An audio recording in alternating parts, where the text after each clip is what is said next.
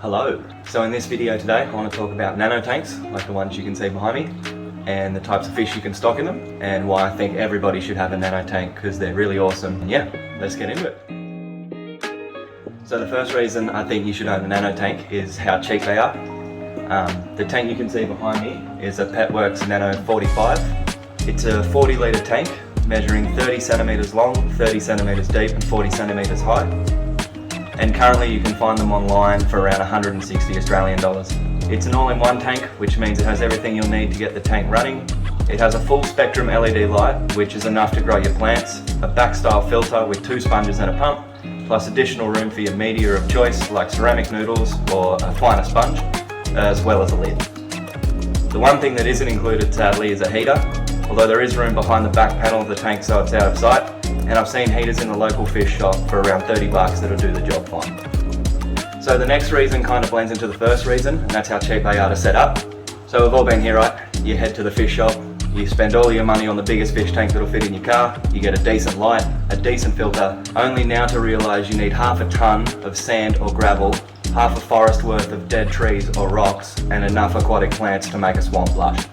Now don't get me wrong, I like big tanks. I have a big tank. I have a 6-foot planted aquarium with Australian natives and other tetras and catfish in it. I stare at it constantly. But that tank cost us around 2,000 Australian dollars to set up, where the tank behind me costs about 250 bucks. So that brings me to my next point, which is tank maintenance. The 6-foot tank that I mentioned earlier, although I like it, can sometimes be a little bit painful when it comes to gravel backing and cleaning 6 foot of glass, as well as large water changes and the filter that weighs about 50 kilos. And that can be a nightmare to clean. The nano tank on the other hand weighs about 50 kilos all up, can easily be maintained with regular 20% water changes, as well as cleaning the 2 sponges every 3 weeks to a month depending on the fish load, and as well as the odd gravel vac. And finally we come to the best bit, which is the Nano Fish. So today I'm just going to be showing you the fish that I actually own. So there's heaps of really cool options when it comes to nano tanks. There's fish, shrimp, snails if you like. But yeah, there's heaps of stuff that you can choose from, but I'm just going to show you the stuff that I actually own. So first up we have the sparkling gourami. They get to a max size of about 8 centimetres. They're found in Indonesia and Vietnam. They adjust to most pH levels pretty well, and it's awesome to see these little guys have a spa, both for the glory and the women. Next up is the Petricola catfish. They're a small type of Synodontis catfish from Africa. Their max size is about 10 centimetres long. When they breed, they hold their young in their mouth until the fry are ready to fend for themselves. These guys can be a little bit shy, but when you do see them, I think they're one of the best looking catfish out there. So next up we have shrimp, well in my case Australian glass shrimp. They get to a max size of about 4 centimetres. They're great at controlling algae and they won't eat your plants. They're a little sensitive to pH sometimes. They only live for about a year, which is a little bit sad. Up next is the clown killifish. They are from Western Africa and they grow to a max size of about 3.5 centimetres.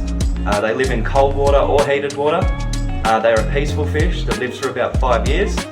They are surface dwellers, so they'll be on the top 3/4 of your tank, so make sure that you keep your lids on or these little buggers are going to jump out. And finally we have the pygmy corydora, or zoomy boys as I like to call them. There are many types of corrydoras in the world, but these guys are the smallest. They're found in Brazil. They reach a max size of about 3 centimetres. They're very boisterous and they're really easy to take care of, which makes them a great fish for beginners.